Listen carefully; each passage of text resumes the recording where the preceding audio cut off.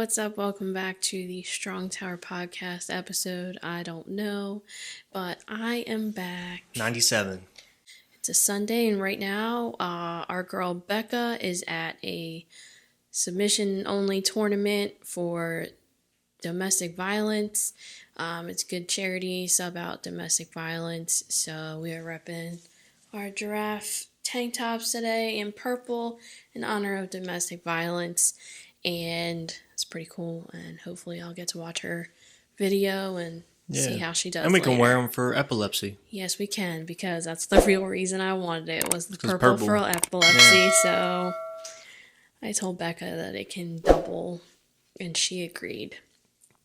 Yeah, so we got that. And then today what I had in my heart was just talk about our testimony and how we came to find Christ and find our faith. And, you know, we both have different stories, and it's just something that's just always been on my mind. And, you know, I talk to people from all different kinds of parts of life. And for some reason, a lot of them, we've talked about faith, and I didn't plan that, and it just came about to be that way. So I feel like I should follow up on that. I feel like God has put these people in my life for a certain reason. And I just want to elaborate more on my story, and then for you guys to hear Heather's story. And I don't know, I feel like we have stories that people can relate to. I'll preface it with this, is just like growing up, you always hear people with their stories, and it's always something hardcore. You know, like, oh, I was in drugs and I was in an abusive home, and then you came up, you know what I mean? And hearing people like that, like, it's awesome that they came to Christ after that, you know? But I can never relate to that. No. So I never listened, because it just never felt like, I'm like, man, that's crazy that you did that. But it never hit home with me, because that's not something I went through. And I just feel like I had to go through my own things and follow my own journey, and to get to where I am right now. Yeah, I'm the same way.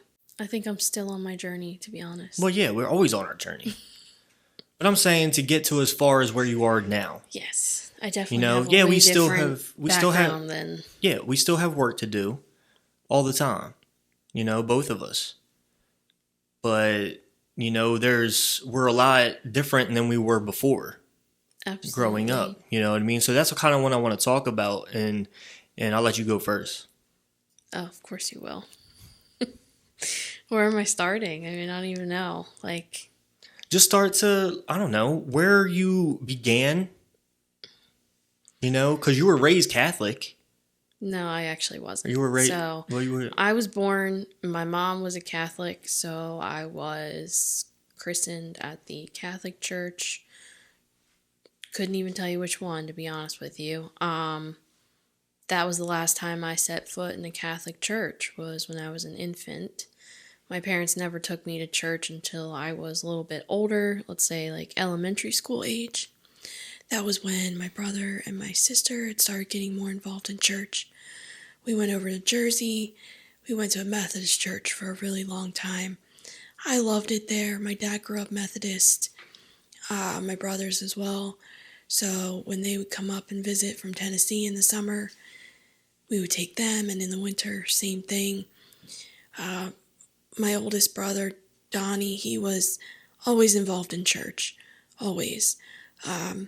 He's on his, like, third church now, second church, I don't know. He's now a Presbyterian, so his church is a lot more formal than what I used to go to.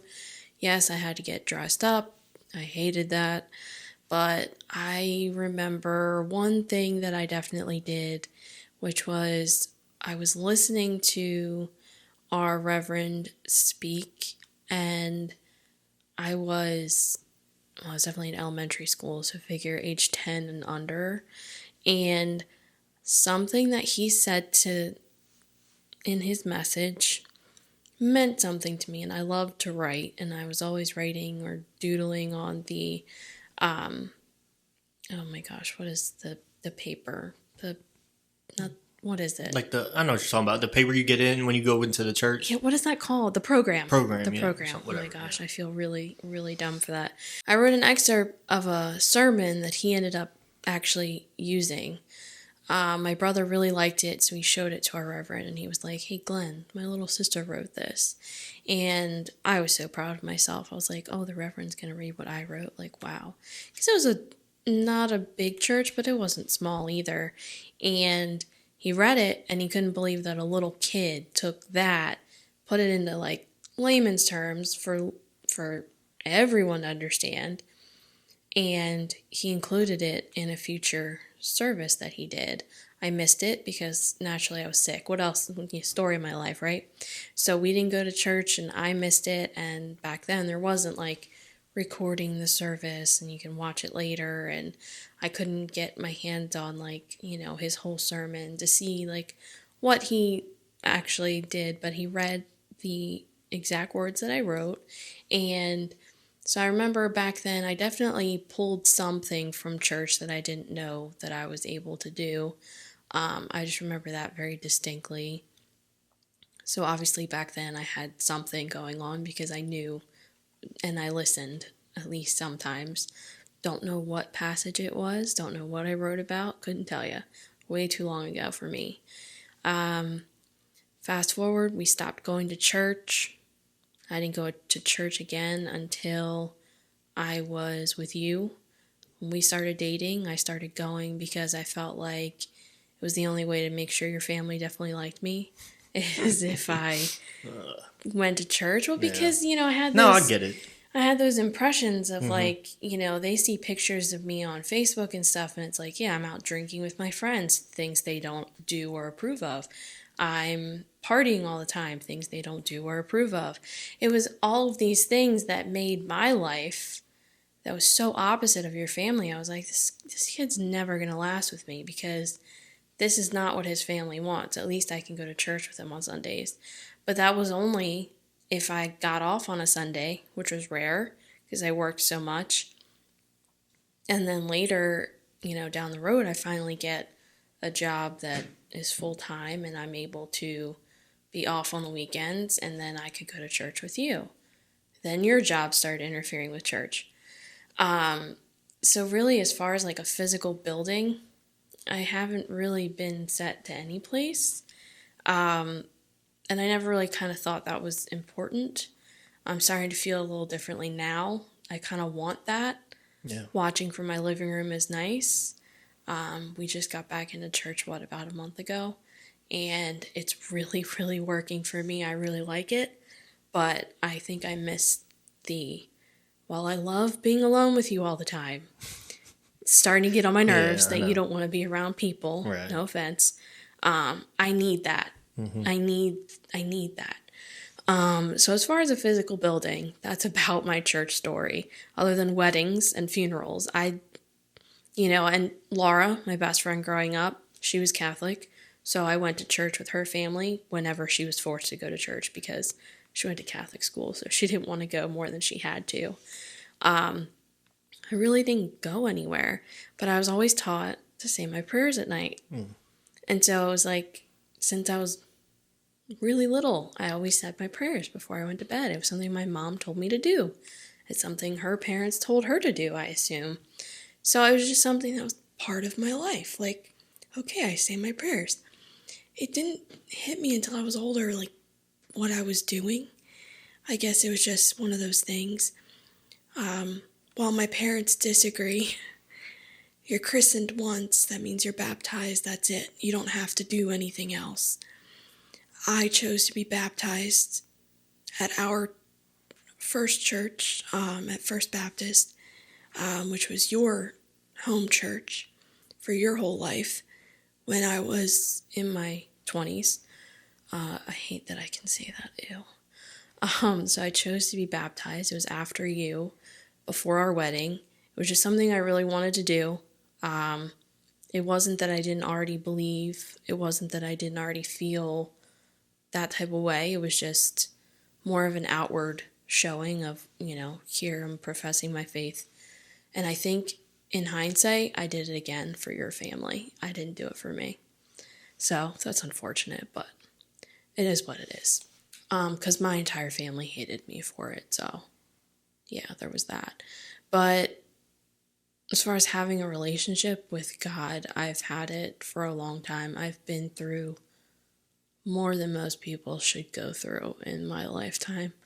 And it sucks. I have a relationship with God now, and I'm just trying to strengthen it and lean on it more because I am an anxiety ridden human being, as most of us probably are. And as you got to witness firsthand the other night, when my seizures hit, it's absolutely terrifying. But the first thing that I do is ask God to help me, which someone who doesn't have a relationship with God would not say that. They would ask for help outwardly.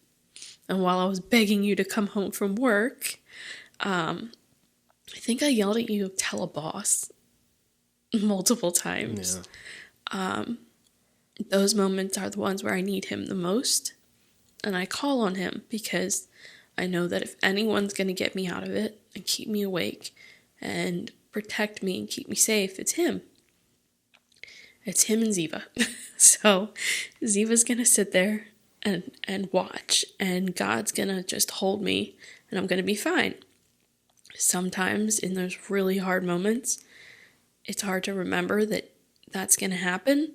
And sometimes I rely on like you, or in that moment it had to be, my parents. I needed someone here, obviously, but there are so many things in life right now where I forget that I have that relationship I can lean on to just keep me sane, keep me balanced, and remember that I'm going to be fine because that's what he has already promised for me. I don't think I live up to any of the expectations I set for myself to make progress on what I'm trying to do for God and for the plans he has for me. I don't think sitting on the couch is part of his plan. I don't think doing nothing is part of his plan. I don't think letting myself go is part of his plan. And I think that everything I've gone through that I would never express here could help other people. That's why I want to get more involved in a church, because I do have something to say and people could relate. Yeah, and I think your story is something, and just listening to all of that, God has these plans for us, and it's like, how do we know? Like, how do we know what it is? How do we know what he actually wants for us? And we don't. No. But all we can do is put that faith, put that trust in him and do things. And then he'll tell us along the way, hey, no, that's not what I want you to do. I want you to do this. And he'll put something right in front of us. But it's up to us to be able to open our eyes and actually see that. Yeah. And I think one of your things in your strong suits is like your writing and your storytelling and stuff about you. Yeah. And it's not like you got to tell your whole life story, you know what I mean? But there's a lot of things, and that's why I think people cling to you. And I tell you that all the time. Because I believe sometimes you see me and you see stuff I do and you're just like, oh, I don't do all that. I can't do all that. But you can do so many things that I can't do. Yeah. I think for me, I get held back by the fact that, there are things I want to do. And it's like, oh, but I can't drive to get there to help out with this. I can't guarantee, hours or whatever, because what if something happens? I feel like there's so many pieces of me that are just missing that can't do what I want to do because there are things that hold me back. I mean... Right, but then it's about finding a way around them. Maybe you don't have to be somewhere to do what you want to do.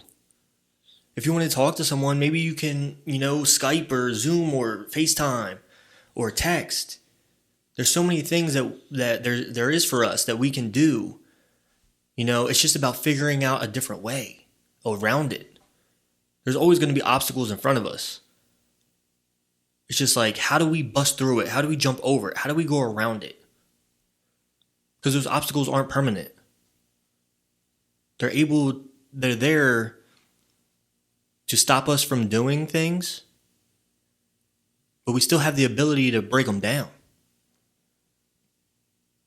And that shows the stronger person is just like, do you let that obstacle stop you and you just, okay, oh, that wall's there, so I'm just going to turn around and walk the other way? Or do you find a way how to get over it or around it or through it? Whatever you need to do. And I think that's how you find God's plan for you, is working your way around those obstacles.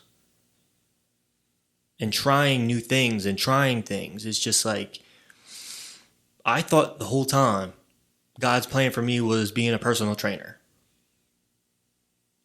And maybe down the road it is. I have no idea. I have no clue. All I know is I have no desire to do it. I have no passion for it. And where I was passionate about it before, I'm just not now. But then he gave me these two other things to do, and now I'm passionate about these things. And I look back at when I was younger and I was passionate about nothing. Zero. Not even sports. I didn't care. I was never a person who didn't care, but I will tell you I've never had a passion for anything. Ever. Right. And today's church service could not have hit home harder about, do you feel stuck? Thankless things. Mm-hmm. Doing things that don't feel right and just doing them because you have to. It's 100% my life. Yeah, but it's not just yours, it's everyone's. No, I'm not saying that's the point of a service. It reaches a lot of people. Right. I'm telling you, that's what I'm saying. Today hit me to realize that I'm doing all of those things. I really am stuck. Yeah. I have that, it's not just a stuck feeling. Right. I'm literally living it. Yeah. I am doing all of the things I swore I wouldn't do one day. Because I think physically you want to do one thing, but mentally you do another. Or mentally I want to do something and physically I don't. That too. And emotionally I want to do something and physically I don't. Yeah. I know I have ideas of what I want to do now to fix this, because I am tired of being stuck and doing the same things all the time, doing the thankless things. So I don't need credit. I don't need a pat on the back. Yeah. But I want what I do to matter. Right. And there's only a few things in my life I can say that I've done that really mattered. Right. But also, too, he was saying that, we're doing these things that we believe are for other people. But God's like, hold on. I gave that for you. I gave you that for you. So there's things that we think we do for other people because we're trying to reach other people, and it's great and all. But we're not taking it into consideration for ourselves. And we need to open our eyes to it. And we need to see it for ourselves and really see that, hey, let me introduce this into my life. And that's the awesome thing about God. That's what I love about is when you see something like that, when you actually, try something and you see how he's working in your life. And again, you don't know what it's going to be for. You don't know if it's for the long term or if it's for short term or what. But you know that he's working. He's always working. No matter if you feel like he's there or not. If you accepted him into your life, you know that he's working in your life. And that's where your faith and your trust has to come in. That's what you need to build on. And no matter if it's reading the Bible or reading that verse of the day on your Bible app, that's how he speaks with you. through prayer and through his word. And we have to humble ourselves and just be open to it and listen to it and be like, oh man, that's really speaking to me. That's why these sermons and this music speaks to us. I heard that song Waymaker 2 times today and I cried both times because I know everything I do, I give him the glory. And I when I talk to him, I tell him like, look, none of this is for me, man. That's one of my biggest downfalls. I don't thank him enough. I should ask him for a lot of things. Yeah. I mean, I don't ask for a lot But of things. That's the human way, you know. We all do it. When things go bad, you know, who did everyone turn to after 9/11? God. Everyone's praying. Everyone's doing something, you know what I mean? When things go good, they give themselves a pat on the back. They give themselves the credit. You know, ever since a couple years ago, I believe it was just two years ago, I've opened my eyes and I've really tried to notice the things that God's put in my life. You know, whether it's the things I like or don't like, whatever. Of course, I have a plan for myself and I tell him that. I'm going to say, hey, you know, please help me with this. Please help me with that. Along with, you know, praying for you all the time, praying for my family all the time. But a lot of times I take time not to pray for anything, but just to say, Lord, thank you. I'd like to think I do that when I have what I call my God moments, where I just like stop and I'm just like, that was you. Like, I know that was you. And like, those are the moments where I feel like maybe I didn't say thank you, but in my own way I said thank you. Like, I didn't stop and say thank you, God, for doing this. It was just like, hey, I noticed. Like, that was definitely you. I didn't really, I mean, I don't say thank you in the way that I should, but I'm not really good at praising when things are good. Yeah, well, again, something you can work on. Sometimes I'm afraid of jinxing things being good. There's no such thing as jinxing. There's no such thing as jinxing. It's either it's going to happen to you or it's not. I know. I'm always waiting for the other shoe to drop. You know? But, so to go into my story a little bit, with me, like I said before, it was hard for me to relate to people, you know, that had these hard lives and, you know, they finally came to God and I was just like, well, that's cool, but like, I can't relate to that. You know, I grew up in church my whole life, you know, started in church, went to Christian school, you know, had Christian family, all this stuff, right? And growing up, I think I was in like first grade. And the teacher said, oh, if you want to get saved, go out in the hallway, raise your hand and go out in the hallway. I saw my friends doing it, so I went out there with them. And I had no idea what that meant. You know, and I was in first grade. I was like, how am I supposed to know what Jesus in my life means? You know, so that's something that I struggled with the rest of my life. I probably asked Jesus into my life like 10 times because I wasn't sure. Except the last time I was in, forget what year. I might have been a junior in high school, maybe a senior. I'm not sure. But the last year I could go to camp and something just hit, you know. Every night at camp is lit, you know what I'm saying? But this night just hit me different. And I was just like, God, I know I've asked you a million times to come into my life, but I really want you to come to my life and do your work. You know, and then I kept living my life the same. But it got even worse. I didn't want anything to do with them. I didn't want to live a Christian life. I wanted to go smoke. I wanted to drink. I wanted to do all this stuff, right? And I don't know if it was something that I just needed to go through. And luckily, I didn't become addicted to anything. I didn't fall in love with that kind of stuff, right? But I don't know. It was just like the rebellion part of me just took over. I didn't want any part of it. I don't want to live that life. You know, because I was also caring about what other people thought. No one else I was around acted like that. You know what I mean? So just a couple years ago, I noticed something about myself. And I noticed where it's probably the first time I actually seen what God has done in my life. He put me at this place for a certain reason, and I realized it. And I was like, wow, you're working.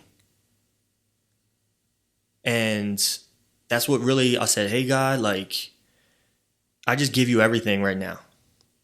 I'm tired of trying to do things for me. I want you to show yourself through me and use me. And to this day, it's continuing, like, what I pray for. It's, I'm not perfect, man. I just try. And that's all I think people can really do. Is just try. And even to this day, I don't even like calling myself a Christian, because it's hard for me to talk to other people about my faith when you start off saying I'm a Christian. Because then automatically, boom, they get that thought in their head. Oh, this is just another Christian guy, blah, blah, blah. Yeah. I've had conversations with an atheist, right? And he's one of my good friends at work. And I was telling him something about someone, and he was like, well, I'm going to pray for you. However atheists pray. I was like, hey, man, I'll take it whatever way I can get it. And I was like, how crazy is that? You know what I mean? I'm not trying to push it on him, because I refuse that. Yeah. I'm not that kind of person. What I believe in, and that's why I choose to do it right now, is kind of tell my story and tell the things I went through. Part of that rebellion led to me not caring. I didn't care about anything. I didn't care about what I did to a girlfriend. I didn't care about school. I didn't care about my parents or my grandparents. I didn't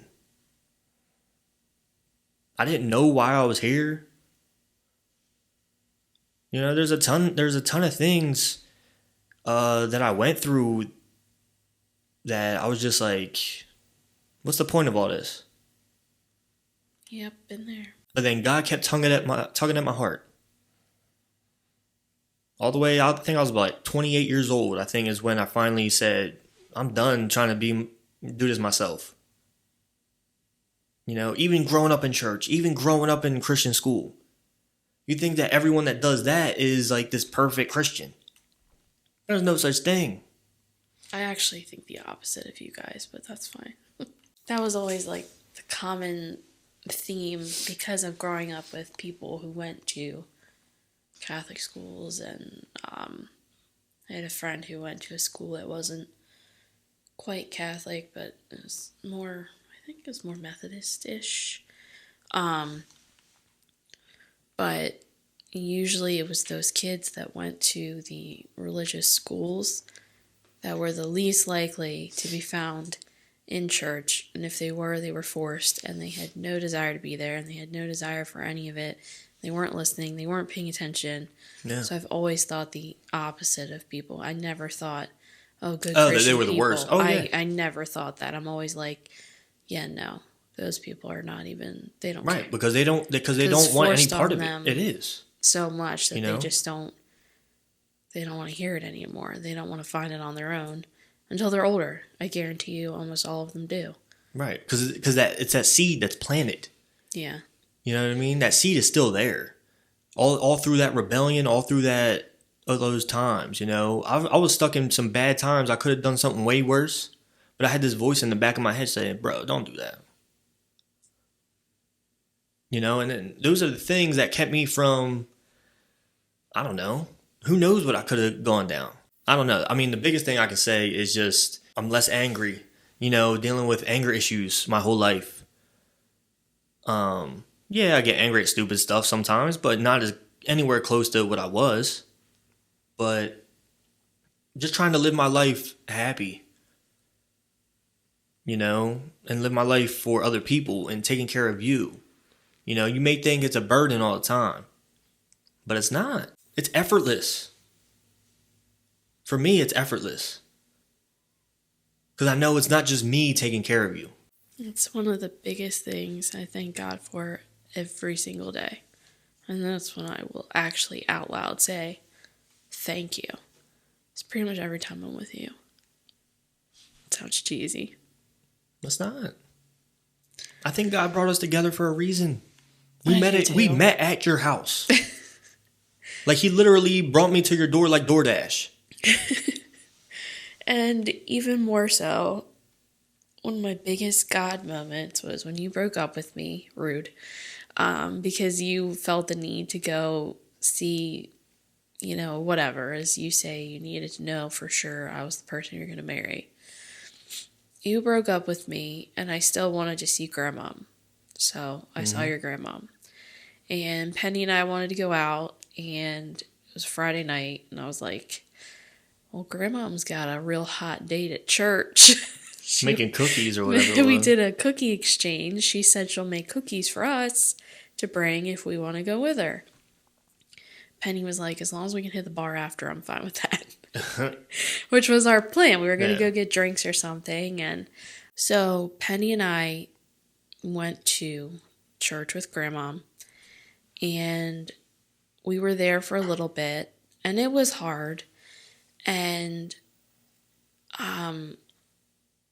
Mrs. Burrows, Mrs. Unruh were singing. And they were singing, Lord, I Need You. And we were all standing there, and it was pretty quiet in the little, I think we were in the gym. Yeah, we were in the gym. And all of a sudden, I got a text from you. And I was like, I've been in this church maybe 10 minutes. I walked into this building, and I'm listening to this music, this worship music, and I get a text from my currently ex-boyfriend while I'm hanging out with his grandmother. First thought was, how am I supposed to explain what I'm doing? When you asked, hey, what are you doing? I was like, I'm at church with Grandma.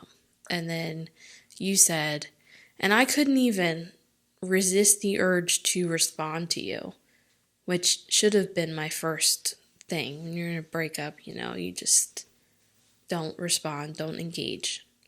Rule number 1, I broke that immediately, and I texted in the middle of all this, and I was like, I said, I'm at church with Grandma, sorry. You said, I want to see you. And I wasn't going to see you, but I was curious what you wanted to say, and I said, when? And you said, right now. You wanted to see me right then and there. And I showed Grandma the text, and she did this. She was just hoping. Yeah. She was hoping. And I was trying not to get my hopes up, and I was hoping you weren't about to ruin my Friday night, because I had a hot date at church with cookies and a bar later. You know what I mean? Like, it was about to be a lit Friday night. And I just asked for advice from a friend on, how her and her husband made it work. Like, did they ever take a break? Any of that. I was desperate. And I'm in church, and you text me, and then you came to see me. And in that parking lot, you asked me if we could just go back to the way we were and just let me take you back. And I walked back into that building, and I was just like, God, this is the best thing you've ever done for me. Now, I didn't know at the moment that it was the best thing he'd ever done for me. I just thought, wow, this is amazing. Like, I'm in church, and you just, again, delivered Ben to me. And I was like, this is amazing. He better not break up with me again, because twice is enough. And then you proposed to me, and then we got married, and now we have this life. And while I'm constantly trying to improve it, every day, I thank God that I have you, because I quite literally don't think I could do it without you. I don't think it's a coincidence that God made a childhood version of epilepsy develop until I was an adult and with you. Yeah. It's not a coincidence that I'm like 1 in a million to have this. I got to have an amazing childhood because he let this wait until I was an adult. Yeah. Until he thought I could handle it. So that my parents didn't have to as much. And so that there was someone there with enough faith and enough love and support to do this with me. Because it's not an easy thing to deal with. Yeah. And it's not, I mean, you just have to think about, like, to put into perspective, like, people don't realize, they're like, oh my gosh, she's always talking about epilepsy. Oh my God. I literally, like, I can't drive. I can't go pick up my pills for myself. I can't just up and go. I don't have that option. I'm here. Right. You're at work and I'm here. I would go to work, come home, you'd have left for work. Right. Or would be about to leave for work. We literally don't see each other. And I'm trapped. I've described it before as like I'm a prisoner because of epilepsy. It's like there are certain things I can do. Yeah, sure, I can go walk to my parents or call my parents. I can, there's always people that say, oh yeah, call me anytime. Sometimes it's an open-ended thing. It's not necessarily true. There's so many things I cannot do because of this burden that's on me. But you lighten the load because you're able to help me feel normal. Now, there are times when, for sure, you don't want to go out, but you know that I am itching to get out of the house. Mm-hmm. Now that masks are gone, I think it's going to be easier for you. Yeah. I think you'll feel better about leaving the house, which makes me feel good. But there are times I'm just like, please, even for just a run to Starbucks, like, please, or let's go to the grocery store. I'm dying. Yeah. Like, there are those moments where I'm just like, they're the little things that you do for me that it's like, oh, thank God. And then the big things, when I have a seizure, when you have to pick me up and carry me from the floor, when you have to hold me up, when you have to talk me out of those dark places that come up out of nowhere, all of those things, when you have to remind me of God's presence in our lives, when you have to remind me of all the things He's doing, because sometimes I question it or question myself, those are the things that I'm just like, He carries so much, and I thank God for it because I feel like I couldn't do it. I just couldn't carry that load, and you know how my anxiety is so bad that you have to calm me, and I feel like you're the only one that can, but at the same time, you're the only one that prays with me to make it feel okay, instead of me just sitting there and crying and feeling all a mess. You helped me by telling me constantly, God's got us or God's got you. And that's my favorite thing.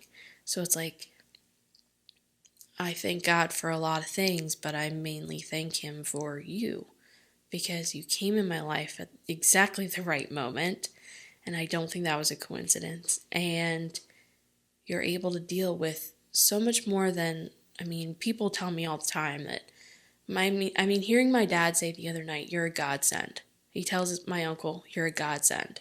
He said, only he knows how to calm her down and help her out of this and talk her out of it. That's what I listened to him tell my uncle. I just listened to it. And I was like, well, one, that's a little bit sad that I can't quite get there myself still. But also, it's really nice to know that, like, my family appreciates what you do for me, too. And while I feel like it's constant give on your side, I'm trying really hard to make that the same on my side, too.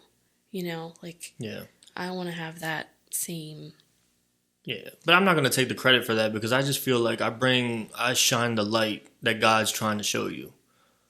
You know what I'm saying? I think He just shines through me to allow you to see that. Yeah. Because you can't see it yourself. So He uses me to shine through and allow you to see that. You know what I mean? But also, like, on my side, I didn't care about things. Like, I don't know if people get the severity of that. Like, I didn't care about other people. Like, I'm dead serious. And to put me in a relationship like this, has brought me that where I can comfort and I can care, and I don't say like, oh, I wish I didn't have to do this. I don't think I've ever said that in my life. No. You know what I mean? The worst you've ever said is, I wish you didn't have to deal with this. Yeah, because that's stupid when people ask me the question, like, oh, how do you deal with that? I'm like, why are you asking me? And it's one of my biggest things is it's a fear of mine and a constant worry of mine. And I've started to let go of it is that pressure, that outside pressure I'm not pressured by nobody. from anyone, from family, from society, from, Yeah. God forbid, someone else comes walking in and go, oh, my life is easy. You could deal with me, no problem. Huh. But here's the thing, too, with me now is like I don't get anything from an easy life. You know what I'm saying? Yeah. Like, I want to have struggle. Okay, well. Because that's just going to make me better.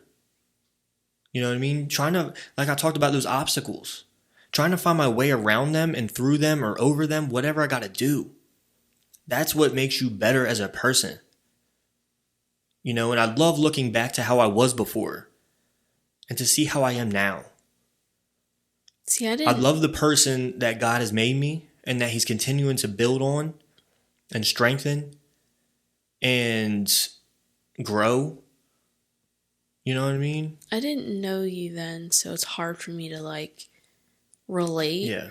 I think at my age, I've always cared about other people, and then I've gotten to a point where I want to care about other people and do things for other people, and I'm at a disadvantage because I can't just up and be there for them. It's like I gotta text them and I gotta call them or what have you, and be there for them in a different way than I've ever been before. Where I used to be able to just drop what I'm doing, and I would drop what I'm doing and go because they need me or they want me to go meet my best friend's baby, to do those things, and I don't have that anymore. So we've kind of switched places where you are more caring and I'm a little less because I don't have as much. I don't know. Again, it's a different season in our life right now. Yeah. And I've always worried about, I guess, I know you say you're not pressured, but sometimes it's difficult at our age. We don't have kids and they're not on the horizon, unfortunately. I'm sorry to anyone. But there's also a reason for that. There is a reason. I get that. But a lot of times people will look at that and be like, oh, poor Heather, she can't. Again. Sorry, Ben. No. See, this is what I hate. Again, I don't care about other people. They can say what they want. I've felt like this since I was a little kid, that God's have something more for me. And then being with you as a couple, I think God has something bigger for us. You know what I mean? So he's saying like, I'm going to hold off on a kid right now so you guys can do this. Who knows what it is? Because also, like, I would want a kid. You know what I'm saying? I get that. I think I'll be a great dad. Yeah. But right now, for some reason, I just have no desire for it. Because I love trying to grow as a person right now. I love trying to make myself better and make our lives better. You know what I mean? And I don't know what the reason for that is. It's the same reason that I've never felt like I wanted to get out of Delaware until recently. Yeah. So God put something in both our heads saying like, hey, maybe not right now, but down the road, this is what I want you to do. Yeah. Again, we don't know. All we can do is just keep living and keep trying to grow as people and keep having our faith and trust in Him, and He'll lead us down the right path. That's all you can do. You have that hope, faith, and trust. And then pixie dust. Pixie dust. Disney World, no magical express bus. No, the saying stops at pixie dust. No, I understand. I've definitely grown in my faith a lot more recently than I have in a long time. Of course. I think it's always going to just keep growing. Of course. It's going to expand in different ways. I definitely have things I want to do to change my life because I think God wants me to. Mm-hmm. I definitely think today there's a reason I got to watch the whole service, and that that random quote, which fit perfectly, popped up on my time hop Yeah. out of nowhere. I think it's all just random little whispers from God, as Penny says. It is. And things start to come together. The more you work for it. I think that's just where that's the direction I'm headed now, and I can't be afraid of it. I just gotta go for it and know that if God didn't want it for me, he wouldn't put it on my heart. And if he still does, he's gonna make a way for it. 100%. So I just have to let it unfold how it's supposed to. Yep. Because he's got my back. Exactly. And I think we'll end it there. And yeah, I mean, that's our stories. Yeah. And if you can relate to it, if you can't, either one, I think we would both appreciate, if you wanted to reach out, if you needed someone to talk to. Yeah, I have a lot more that I would never say here, but I would tell you in private that I've been through that I feel like I could relate to a lot of people. So if you ever really want to talk, then I'm always open for that. Yeah, and she's great to talk to, Me, not so may much. not- I feel like people think I'm too intense, but, my wife is great to talk to. I People may not love her. seem like it right now. I'm just a little emotional today, so I'm sorry about that. But I really am. I've been told I'm good to talk to, so I try, and I give a good listening ear. So Yeah, and then we'll have our Instagrams. Hers is at Heather Souza, and mine's at BigBHam820. If you want to just DM us or, I don't know, private message us on Instagram, whatever, text us. If you already have our number, it is what it is. And yeah, that's about it. We thank y'all for listening. This is Strong Tower Podcast, and we're out.